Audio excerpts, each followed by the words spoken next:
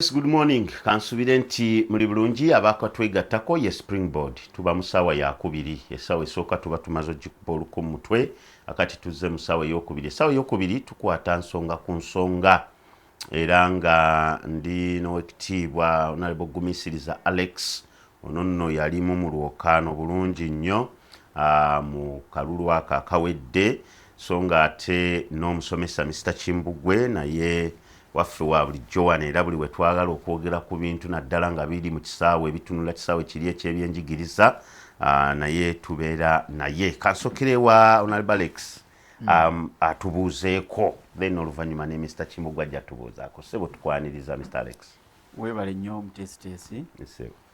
era nange nsanyuse nnyo okubeera wano olunaku olwaleero okulaba nti tusobola okugatta eddoboozi lyaffe ku bannayuganda okulaba nti tusobola okuzimba Uganda ey'awamu era etaliimu kantu konna akasobola okutawanya. Nzikiriza ndeeta okulamusa kwange okuviira ddala mu Kabula. Kabula eri mu Lyantonde district era gye naali neesimbyewo okukiikirira okubeera omubaka akiikirira essaza ery'e Kabula. Abantu bonna KTV tebavaawo bagyagala nnyo era babatumidde. Ssebo mu bufu bwe bumu njagala kuyozaayoza kw'abo abatuuse ku birungi ate n'ensaasira n'abo abafunye obuzibu era ffe mu NRM twafunyemu ekikangabwa ky'amaanyi olw'okuviirwako omuntu omukulu nnyo ow'experience ey'amaanyi General Moses Ali era yatuvuddeko ku maaso naye nga tusaba omukama omwoyo gagulamuze ekisa. Amiina. Yes, Mr. Kimbugwe. Mwate muli mu kiyongobero ky'amaanyi kubanga ekyaguddewo n'ebyaguddewo byonna si kwololoka amasomero gabitadde mu ntiisa ey'enjawulo. Naye tubuuzeeko Ssebo neeyanziza omuteesiteesi abantu ba Katonda mwenna abatulaba ku KTV Mukama waffe yeebazibwe. Twebaza Katonda olw'ekiseera kino. Amannya Kimbugwe Rogers, omusomesa era omukulu w'essomero St. Edward High School Baga. Njagala okutwala omukisa guno okusaasira bannayuganda bonna naddala abazadde n'abali mu kisaawe ky'ebyenjigiriza olw'ekikangabwa n'ekiyongobero ekizze kitugwako ennaku zino n'okusingira ddala ekyasembyeyo abaana baffe abaana b'eggwanga emyoyo emito bwe gigenze nga gisasikira mu bubenje. Kitalo nnyo basaasirako mwenna abannayuganda abasomesa ate wamu ne muganda waffe omwami Taddeewo ti naye yagendedde mu mbeera eyo n'abasomesa bonna tikyakusaasira Mukama atugumye mu mbeera yonna. Ddala. Politician. Yes, kino kikwatako atusookere ku saidi ya byabufuzi. Kiki kye wandigambye Parliament singa obadde wayingirayo? Actually bw'otunula ku education status yaffe mu Uganda omanyi yayeyongera nnyo okuva mu 1986 okutuuka kati. Mu myaka giri egy'emabega okusoma kwali kutono nnyo nga kwa kugendayo kulinga kwa buwaze ate nga n'ebiseera ebisinga abaana tebalina school fees nti basobola okugenda okusoma. Kati NRM lwe yajja negenda mu bufuzi ne tufuna ku mirembe kati mu 1997 ne tujja ne tufuna UPE, Universal Primary Education. Eyajja netuyambako nga nange mwendi era nze ndi product yayo Ssebo. Nze gwolaba wano ndi wa UPE. Kati awo abaana abaali nga tebasobola okufuna school fees eyawamu era nzijukira kwolwo lwe twatandika twali tusasula 3,600 nga muli baana bana from mu family. Kakati okusoma ne kweyongera era population yasigala yeeyongera mu by'okusoma okutuuka mu 2007 era ne tufuna universal secondary education era nayo nagirimu ssebo ne tweyongera ne tuba nga tweyongera kati ekintu ekyo okweyongera kwa population kireetera abaana okweyongera okusoma obulungi ate ne kireeta n'abasomesa nabo okukuguka nnyo mu bya kalimagezi mu kulambula n'ebirala kakati kino kye kyaleeseewo obuzibu okulaba nti n'abaana bayina okugenda okulambula kati ebiseera ebisinga bwe tutuuka mu second term actually omukulu w'essomero wano ajja kinyonyola bulungi ebiseera ebisinga simanyi ndowooza amasomero gakirabiramu oba okukola ssente kubanga tulabamu strikes nyingi mu taamu eno tulabamu obubenje bungi mu taamu eno kati ebyo ne bijja ne bituleetera okulaba nti bisobola n'okutuvumisa mu gavumenti ate ekitandibadde kirungi naye nga njagala kugamba abatulaba nti nga gavumenti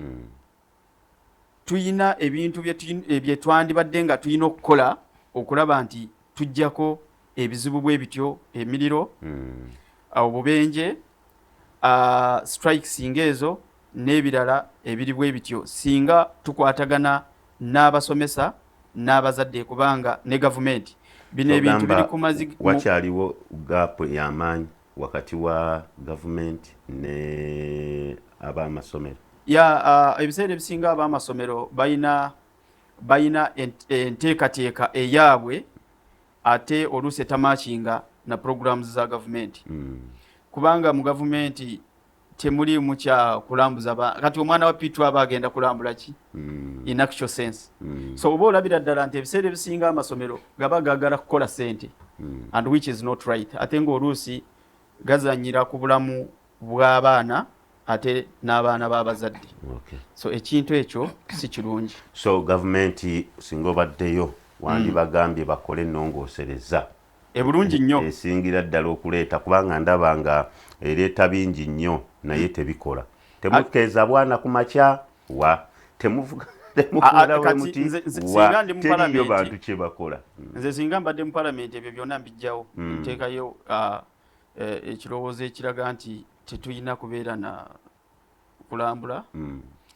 kubanga kati olaba twakyusaamu mu education ng'olaba nti education kati eri hands on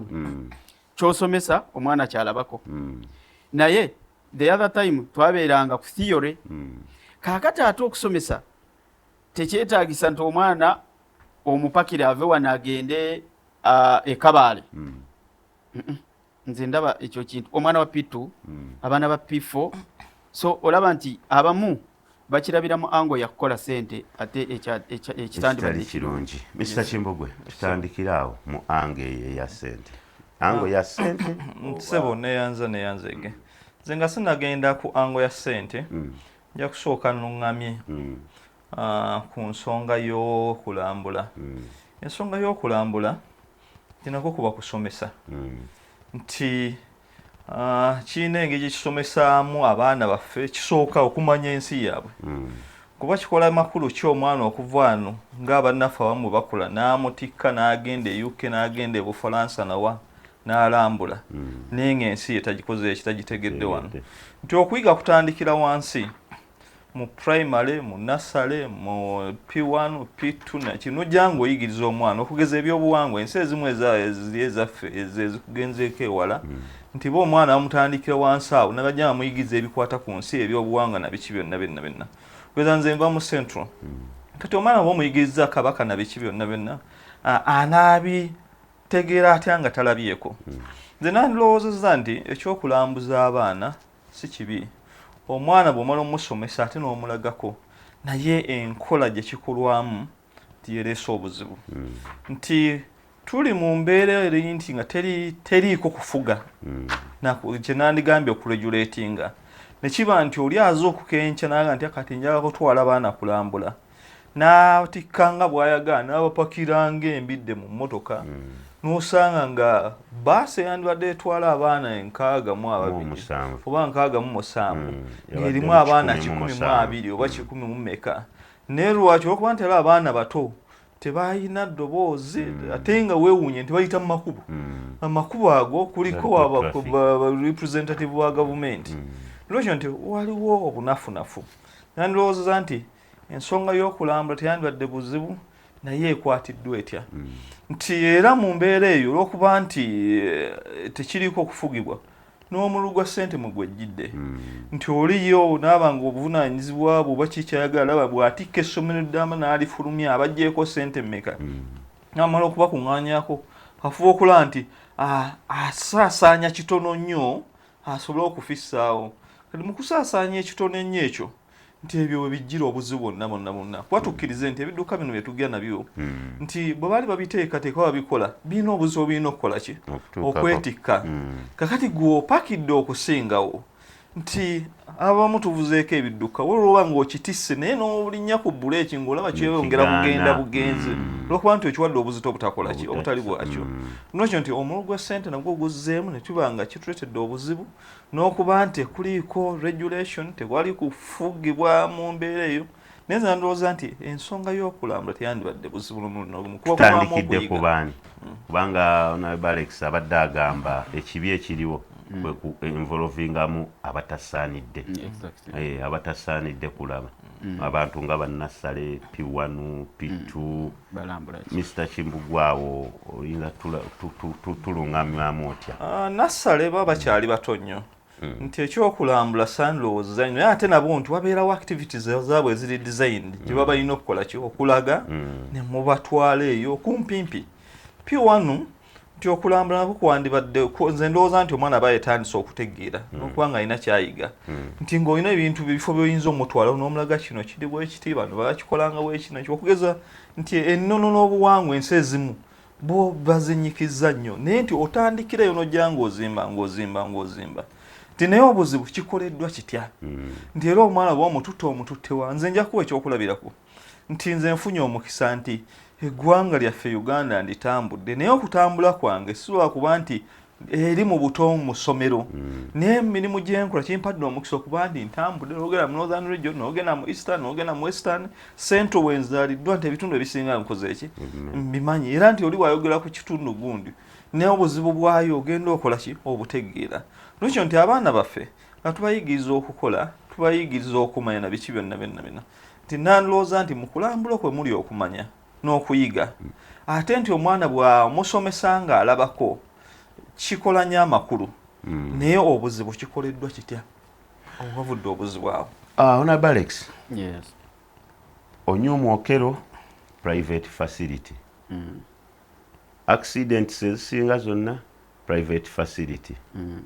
tugambe nti aba private bamputu nnyo beetaagayo amateeka gaabwe ag'enjawulo okubalungamya okusinga ku gavumenti oba gavumenti yeetali bikolebwa ekisookera ddala abantu ba private bano abakola amasomero mu private batunula nnyo ku kyakukola ssente era ensi kati weetuuse tuli mu digital marketing kati digital marketing egenda neereetera abantu okubeera mu competition ate nga competition gye balimu era erimu ebyobugagga bye beetaaga kaakati ekyo nekisooka nekireetera omuntu okubeera reluctant n'okutunula ku ssente okusinga obulamu bw'omwana bw'ayina mu ssomero kaakati awo n'osanga nti ono ayina essomero ayagala abaana be abatwale for example katugambe ayagala batwala Kaseese ayagala batwale mu Queen Elizabeth okuva eno abatwale eri era bana ono neiba bwasanga nti ono gundi yabatutte eno ate ono yayagala batwale Kenya so kati that competition etunula nnyo ku marketing essomero lye ayagala luwa akatale alabe nti afuna abaana abangi okusinga okulowooza ku bulamu bw'omwana kiki kyandikoleddwa actually government this time round njagala kusiima minister okulaba nti yasobodde okustopinga tours zino kubanga zibadde zigenda kutuleetera obuzibu nga bwe nasoose okugamba nti mu ttaamu eno wabeeramu ebizibu bingi n'abantu mu kaseera kano babeeramu n'akasente ogenda mu byalo bakungula kati bali mu season, so sente zibeerawo. Even these private schools zitagetinga obudde bwe butyo nosanga nti basobola okutwala abaana gye baagala. Ekyokubiri, abazadde nabo bayina ensobi, batunula nnyo ku luxury life okusinga obulamu bw'omuntu. Kubanga ogenda n'otunula akaana kali mu kindergarten naye bakatwala 11. Kati omwana wa kindergarten gwotwala sawa 11 ez'ekiro, akaana ne kasimagira mu mmotoka ne keebaka ne weetooloola okuva ekibuye n'ogenda eri ekawempe, akaana kali mu mmotoka era sawa 11 neera ne baddamu ne bakatteeka mu mmotoka, kagenda okutuuka ewaka nga ne byekasomye tekakyayinamu. Kati oyo omwana lwaki oba omubonyaabonya? Amasomero gafuuka warehouse z'abazadde, kati ziringa warehouse z'abazadde. So abazadde abasinga takuwa na reason lwaki akakeeza akugamba bugambi nkalekerani ngenda kukola nze mu katale kange. Weebale nnyo. So abazadde be ba pressurizing abasomesa. Weebale nnyo. So now kiki kye twetaaga ffe abazadde naffe tuyina okuyiga n'okumanya nti bano abaana baffe, obulamu bwaffe, siraba lwaki obonyaabonya omwana. Nze kiringa nze bw'okuba omwana wange n'omukuba mbu waliwo ebimulemye, kubanga nange bwe ntuuka ne nkubuuza bye mmanyi ate naawe oba tobimanyi. So it is not about okukuba omwana, okujjako okumuyigiriza tekitegeeza kumukeeza 11 omwana wa nasale, tekitegeeza kumuvuga, kubanga olwo olugendo n'obwobeera omuntu mukulu olaba okeera ng'ogenda mu katale oluusi naye ogenda okutuuka okedde sawa 12 ogenda okutuukayo n'osimagirira mu mmotoka, oli muntu mukulu. So kaakati abasomesa, abaana ne gavumenti tuyina okubeera n'eriiso ejjogi okulaba nti ebimu tubijjawo. Bano abaana abakeera ekiro baba stopping nabo, abaana bafune eddembe lyabwe asome, kubanga omwana bw'asoma nga ategeera kimuyambako okulaba nti byasoma asobola obikwata. So kakati nze nsaba abazadde ffena tubeere vigilant ku baana baffe, kubanga oyo omwana wo omulimo gw'okola tegusinga mwana. Ate n'ekyokubiri bave mu competition. Mr. Kimbugwe, competition mbi nnyo. Waliwo engeri gavumenti gy'eyinza okukolamu nebajja gye muli ewaggulu ne mukomawo ne mukkakkana ne tubanga ffe, oba tunaaba tuddayo mu stone age y'endowooza y'abalala? So neyanza kakati nti obuvunaanyizibwa we buli, gavumenti erina kyeteekeddwa okukola nti ate tusaana tukkirize tuli mu mbeera ya kuvuganya nakuzuula bijja nti era yenso olwaki nti competition ki weeri, ate tusaana tukkirize nti private sector erina omulimu munene nnyo gwekwatirako gavumenti, nti ate tusaana tukkirize nti mubeeramu ebyokuyiga. Si buli nti ali mu private sector kyakola akitegeera bulungi nnyo, awo gavumenti erina okugiramu. Tulowooza nti gavumenti ebeera ne paati ey'ekikugu oba n'abakugu baayo, kugeza nti Muganda ebyayogeddeko bino byonna eby'abaana okubakeeza na biki byonna byonna, n'ogenda okwekanga nti mu nteekateeka ya gavumenti mwebiri amateeka weegali, n'ababaawe ne bagamba nti bannaayo abaana abannassale balina kutandika ssaawa 2, abaana abannassale tebalina kubeera mu bisulo. Naye weesanga nti eri amasomero agamu abo abaana abannassale gye bali mu bisulo, osanga gwe omuntu omukulu okedde essaawa 11 ogenda onoonya ekyokulya, abaana bali ku makubo babakeezeza ku makubo. Kakati ne weebuuza bayitawa okugenda mu masomero ago? Ate nga mu bo bennyini weesanga mulimu n'abaana b'abakozi ba gavumenti abateekeddwa okwenfoosinga oba okukwasaganya ensonga ekyo. Nolwekyo nti kino kyonna kitukwatako nga bannayuganda. Tindabya ddala nti kiyinza okuba kyekizibu nga bw'ogambye nti okutujjayo eri,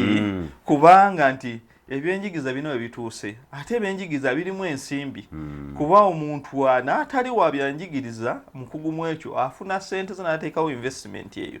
naye ng'alina okugirowooleza nti ngifunyeemu ntya ssente, ate nti nwabeerawo ebimu bye byatatunuulya bwe yabuusa amaaso. Nja kuwa ekyokulabya, Muganda abadde agamba ku kyobulamu nti kati bw'aba batikka baasi ng'eyo nti ekyobulamu oli akiteekako nnyo ebirowoozo oluvannyuma nnyo asooka n'atunuulya ensimbi kuba tubirabyeko ebimu nga abamu abasaddaase bannaabwe obulamu n'abujjawo lwa nsimbi lwekyo nti waliwo ebibuusibwa okuggyako nga gavumenti eyongedde okunywezaamu okwo nejja neregulatinga neeruŋŋamya kino kikoleddwa kitya amateeka bwe gateekawo nti ereme kugatunuulira butunuulizi ate nti tulina ekiwuka ekitulidde mu ggwanga lyaffe Uganda ekyokweyagaliza kuba agamu amateeka ago oluusi ganaawuuse lwakweyagaliza nti okugeza nti kuba weebuuza nti baasi ezo ziyitawa neeva ekampa netambula olugendo lwonna ng'amateeka tegagikutteeko ke bandadde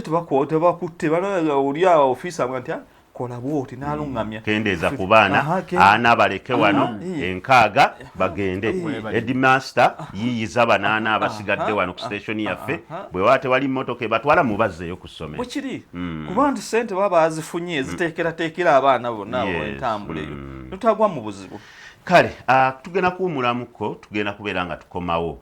tujja nakwogera ku kkala entuufu eneekozesebwa okulaba nga emmotoka z'amasomero zaawukana ku ezo zonna endala nga gavumenti bwe yasazeewo eneeba ya yellow eneeba ya red katujje bale kwekuumira ku KTV akadde konna nkozi nyongera kujjukiza nti olunaku olwaleero omulabirizi Dr. David akuyita mu lunch hour teweerabira okusaba okwo kw'amalya ag'ekyemisana kugenda kuba kwanjawulo omukko kubanga ebizibu mu nsi nammwe mubiraba bingi nnyo jangu tusabeko ffena ssaawa 6 gwennyini okutuukira ddala wali ku ssaawa 8 then ne tumaliriza ate ne tuddayo ne tukola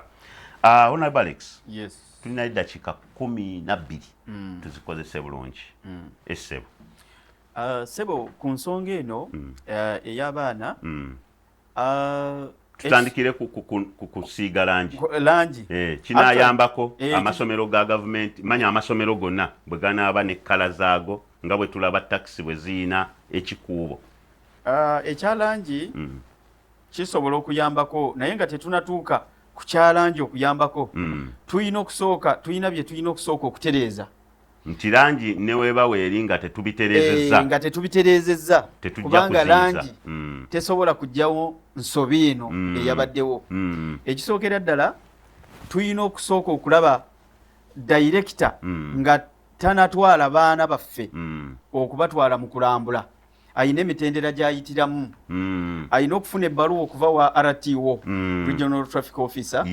ayina okufuna olukusa okuva ewa DEO ayina okufuna olukusa okuva actually that line of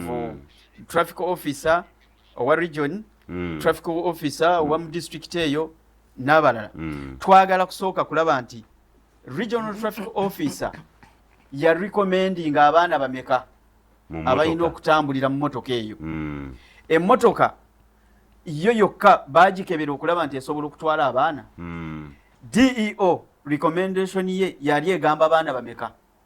kakati bwe tusobola okulongoosa ebyo ne tulaba nti director DEO traffic officer owa district DPC ne regional traffic officer balina okuba nga bamanyi nti baasi eno olunaku bwe luti ejja kuba etambula ng'egenda saidi eri newali kakati bwe baba tebabukoze ebyo then kati awo government walina okutandika okunoonyereza nobwe babeera bano ba traffic officers we need to find out what was the cause of this accident ey'abaana abato ekyokubiri tulina okulaba nti bano ababeera ku kkubo ba traffic officers bakola mulimu ki what are you doing there abaana bakuyitako batya ng'olaba buli obwana 150 tebalina misipi tebalina buli kimu then ekyamuvumise gavumenti ate nga gye mukoleramu kakati awo ekintu ekyo njagala buli munnayuganda buvunaanyizibwa bwo okulaba nti corruption tugirwanyisa nze ekyo nkirabiramu corruption because it is a collective responsibility ya buli munnayuganda yenna okulaba nti corruption tugirwanyisa bweba abo abaali ku duty kwolwo olunaku nga baasi etambula ba traffic basooka kukebera mmotoka ng'eri mu good condition kubanga bw'oba otambuza ekidduka nga kirinawo obuzibu era waliwo penalty bakuwa receipt ne bakuteeramu nti emmotoka yo teri mu good condition ate tulaba eno nti yalimu ne makanika yalimu ne makanika era family eyomba mbu ye tebamuorganize nti makanika lwaki ye tebamwogerako kaakati atali tani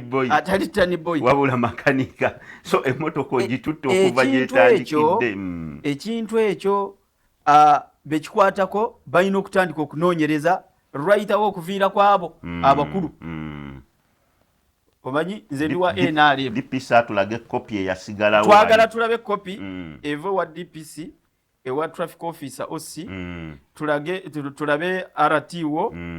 kopi gye yafuna tulabe kiki ekyaleeta akabenje kyennyini exactly abazadde bafeeyo okulaba nti ebintu ebyo it was very unfortunate direct ono yafiira mu kabenje tubasaasira family naye twagala kulaba bano abalala abasigadde bagoberera so ebintu ebimu tulina ffenna okubiteekako eriiso okulaba nti tusobola okutereeza Uganda gye tirimu ebyenjigiriza nga biri smart ekirala nze nkubiriza abantu muleete abaana badde mu government schools lwaki mubajjamu okubatta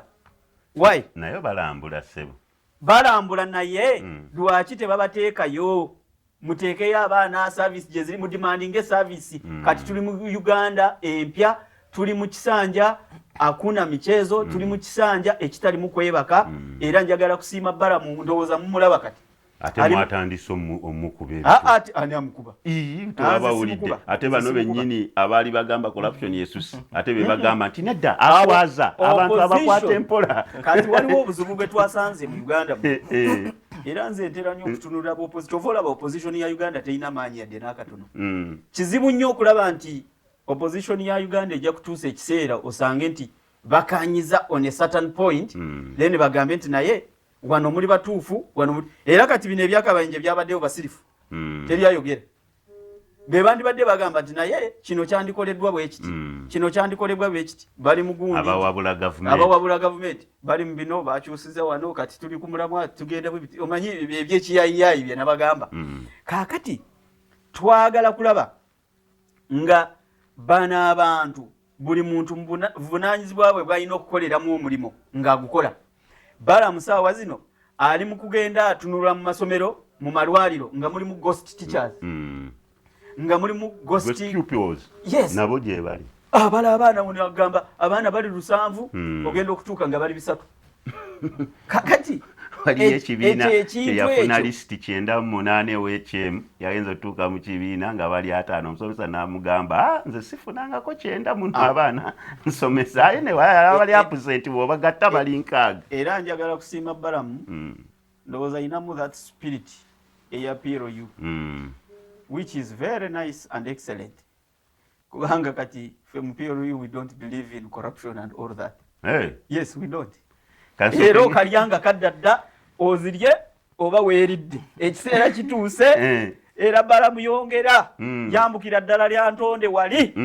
gendera ddala mu districts zonna obayole obatwale bakaawo basusse agayayiga nagabba NRM agabba ebintu bya gavumenti gakwate gayingize mukomera gagende eruzira galime Mr. Kimbugwe ezimu kunongosereza kala gattako amasomero agatayina bus tegajja kuddamu kutambuza abaana oba mipiira oba ki nkozi mugende muzeole oba muzeyazike ku balala olowooza kinakomyawo sanite naddala mu kutambuza abaana n'okubalambuza sebo kala ziyinza okubeerawo naye ekikulu yenteekateeka nti ebimu ku Muganda byayogedde nti enteekateeka eviire ddala mu masomero eri tuyina gundi actually offices zitwala buli region okugeza municipal councils ebireyo education offices then ku divisions mu districts nti batwala obuvunaanyizibwa abantu abo okugeza nti twabo beneebeerawo sirowooza nti yandibaddewo nga akulira ebyenjigiza mu kitundu ekitategedde wabeerewo emitendera egyo nti woba onootambuza abaana teekateeka manye nti taamu esooka teekayo okusabako abaana bagenda mu budde bwe buteera mu kitundu weekiti omuntu oyo abe nga amanya ayambeko ne ku nteekateeka n'okuba nti aluŋŋamya regulating amanye baana bameka kuno amagezi agagabe kuba okugeza nti eri abamu ababikola nga tebalina bukugu yatunu ya kyansimbi abaana bali 10 agenda mubateeka mu baasi emu oli omuntu oli ajja kukitunu yaga nti ekyo kyokola kikyamu alungamya kuwa amagezi mu ngeri eyo nti nekiro era mu nteekateeka eyo ojja kwesanga nti tusanga obuzibu tuwa zonna ezisinga zibeerawo mu taamu eyo akubiri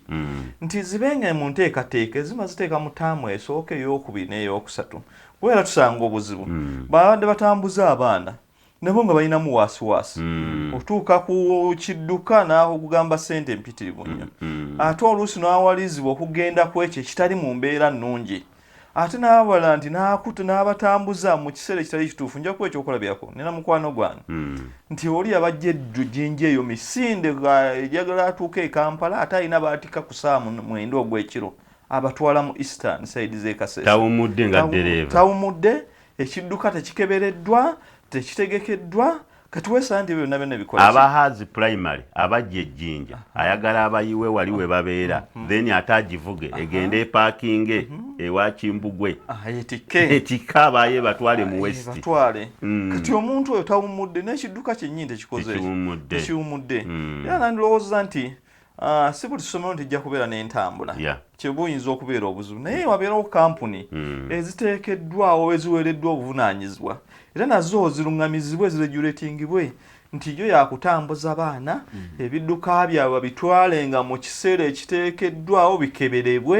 bamanye nti biri mu mbeera nnungi nti ekidduka kigenda okutambula kigende gye kigenze nga kikebereddwa era nga kikakasiddwa n'akivuga nga bamutegedde sibyakugaa nti kati drive ate nono kuba waliwo nawe kituuka nabo nga bakola nsimbi mukama wa mugamba nti njagala ssente ate nayagala okukoleramu ezizo olw'okuba nti omugano guzze nokyo nti enteekateeka eyo ekole ki ebeerewo era minisitule etuyambe nti emitendera egyo gyonna banagenda okutambula nga etegedde n'abavunaanyizibwa bakole emirimu gyabwe Uganda abadde agamba ku traffic officers naki byonna abo bonna batwala obuvunaanyizibwa kuba ekitta Uganda n'ekitta abaana baffe bantu butatwala buvunaanyizibwa nakwagala kwekusa Mr. Kibugwe simbulira ddala so neyanze genjaga okwebaza KTV olw'okutukyaza okwogera ku nsonga zino ezituluma nga bannayuganda abalabi ba KTV mwebali eddala njaga kwebaza abazadde bange bonna St. Edward High School baga mwebale kutuwa bwesige n'abaana buvunaanyizibwa tubukolera ddala era mutwesige temwejja kwejjusa n'omundi n'ogumu njaga okutumira mukyala wange n'abaana bange beebale kubaawo ku lwange honorable weebale nnyo omutesitesi era njagala kusiibula abatulaba n'okwebaza eggulo twabaddeko n'abaana ba Lyantonde University Students Association era nga balina retreat ne handover ey'obukulembeze bwabwe naye twagezezaako okuddamu okubayigiriza okulaba nti beekuuma nnyo bwe baba mu masomero eyo era n'okwagala ensi yaabwe n'okwagala NRM kubanga kikulu nnyo omwana bw'aba ayagala ensi ye kiba kitegeeza n'ebizibu ebifaanagana bwe biti tasobola kubituukako okuddukira mu bya ssente ekisembayo nzikiriza nsiibule abatulaba okusingira ddala Bannalyantonde bonna nti mbaagala nnyo era tuligenda mu kalulu ka LC1 buli muntu musaba genda olonde flag bearer LC1 owa NRM kubanga kyekibiina ekisobola okutuusaako obuweereza okusinga ebibiina ebirala kale tweyanzeeke nkozi nange kambasiibulire wano njagala kubajjukiza bafande ba poliisi nga bwe mutukola abategesi b'ebivvulu bwe muba mukola n'amasomero engeri gye batya ennyo okuŋŋaanya abantu tebakkiriza mutegesi yenna kufuna kipapula kirala okuggyako ng'agenze naggulu mbaagaliza akaseera akalungi tukwatagane enkya mwerawo